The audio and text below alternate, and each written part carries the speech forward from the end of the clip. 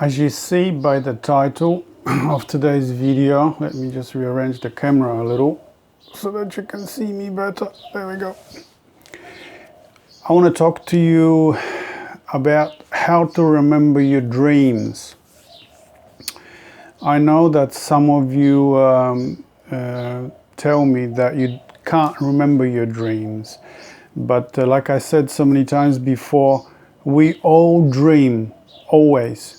Every night. It's just a matter of learning how to remember these dreams, or actually learning how to remember the dreams, but also working on dreaming more. And what I mean by dreaming more is by sleeping more. So, I remember reading it might have been in Eleanor Gordon's book. She had an example of a woman who started to incubate dreams. I've spoken about incubation before. Incubation mainly just means, you are shutting off everything, the outside world, and turning inward so that you remember your inner life is activated. You're more active in your inner life than you're far more active in your outer life. So, you shut the door, you turn off your phone, you turn off the TV, and you start to sleep more, and then you will start to dream more.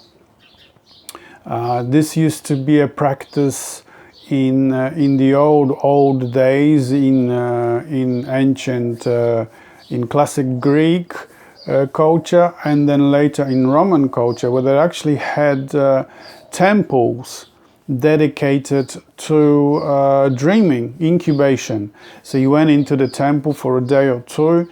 There were priests, priestesses there that knew what to do. They would get you prepared to dream for the night. You would ask the god to give you help or solution with something. People usually went with problems because they were sick, physically sick. So they went and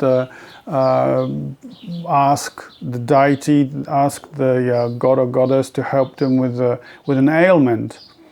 And this practice, actually, I just remember, goes back further than the classic culture of Greece and Rome. It actually goes all the way to the Minoan culture, and even older than that, to the goddess culture, what Maria Gimbutas called the old Europe. And we find the temples there that were especially designed for this incubation, and these temples were in the shape of a woman. There's your bottom, there's the bottom half, there's the top half, and a head. And we found that there's a figure of a woman, sleeping woman on her side, and so on, in one of the temples. So we pretty certain that this is what some of the temples were designed for sleeping, for incubation. So with remembering your dreams, you have to understand that you dream every night. It's not like you're not dreaming. You're dreaming. You just haven't. You've forgotten how to remember the dreams. When you were a kid, more than likely you remembered your dreams. You would probably leave out your dreams with playing with the toys and talking to your friends and so on. Later, when we get busy with our life, the outside life, the extroverted lives. So when we start to go to school, even when we start to go to kindergarten and daycare, the process starts to be changed in us, where we start to be more oriented towards the outside life and the demands that are put on us. Learn this and do this, and you're not allowed to do that and this, and have to play with the friends, and you have to go to sleep at this hour, and so on and so on. So the outside starts to creep in, and then later in our school years, high school and university, we have pretty much, sleep is just something, because if you don't sleep, you're going to feel too tired the next day, so we sleep. But really, originally, sleep was a big part of our life, of our culture. That's where we received dreams. And dreams are a great way of receiving information, insight, of receiving wisdom. Most of my deepest wisdom that I have been shown were in dreams. Like I write in my book, where we dreamed a single dream. The most important insights originally I received in dreams and in art, but usually in dreams. There were instructions, specific instructions: do this, do this, do this. That way, and this is how I learned. This is how, for many years, and to this day, this is still, I receive instructions in the dreams. So you dream every night, but you have forgotten how to remember those dreams. So incubation is a great way of doing this. There are other methods as well, and I've collected a few books here that I'm just going to show you in a minute, which will help you to trigger off remembering your dreams. The books that I've selected have specifically dreams in them. So in other words, someone has had a dream, and a psychoanalyst, psychotherapist goes through the dream and explains it or interprets the dream. So in that way, it will activate your own inner life, your own dreaming life, if you like. And more importantly, because a lot of these dreams are the books which are talking about dreams, where I'm going to be showing you that are talking about dreams, are actually talking about archetypes, the deeper level of the collective unconscious, the collective psyche. And there you get the real juicy information, the real important insights and wisdom that you have to know in your life. Because dreams, because your purpose in life is to get enlightened. And what does enlightened mean? Enlightened means you become aware that you are divine, that you're God, you're goddess. We in the West have this word for the highest divine, for the most holy, God. But it could easily be also goddess. Now, I've made that distinction in my writings that, for men, because in the Western society the image of God is male, that is fine for men. But women need to have a goddess. Until they realize that they themselves are divine, that the face of the deity has their face on it, they need a feminine, they need a woman, because they're not men. You can't identify yourself as divine when trying to cram into your psyche that you're a Buddha or a Christ or a Yahweh or Shiva. You can't, because women need a women figure to be, because they're not men, they're women. Anyway, that's a talk for another video. So in this one, I want to show you simple ways of remembering your dreams. And like I said, one of them is incubation. So you turn off everything and you start to sleep more. And you sleep, it might start off with 6 hours, then 8 hours, then 10 hours, 12 hours. The more you sleep, the better the chances that you're going to remember your dreams. And when you wake up in the morning, have a notepad and pen ready. So even if you just have a little smallest detail of a dream, write that down. And then the next night might be another sliver of information, and then another, and eventually will grow, snowball, and you will get more and more insights, until one day you're going to sit there and you're going to write a novel, because you're going to remember everything. So I've selected a few books I'll show you, which are great because they talk about dreams. Yeah. And one of them is Jung's Memories, Dreams and Reflections. I read this many years ago, and it's full of dreams. Now, it's important that the books are with dreams, is because you will activate your desire to dream. You will get inspired to dream. So that's important. Let me just. Okay, so another one is In the Dark Places of Wisdom by Peter Kingsley. Peter Kingsley, he doesn't really go into dreams that much, but he goes into a vision that Parmenides, a Greek, no, he's not a philosopher, he was a shaman, one of the last Western shamans, and he had a great vision, and in here he goes all the way to the center, all the way to where he is led into presence of a goddess, and she gives him information. So this is also going to trigger your desire to dream. You might want to have visions like this old ancient Greek had. Another one that I like is it's a huge book by Anne Baring, The Dream of the Cosmos.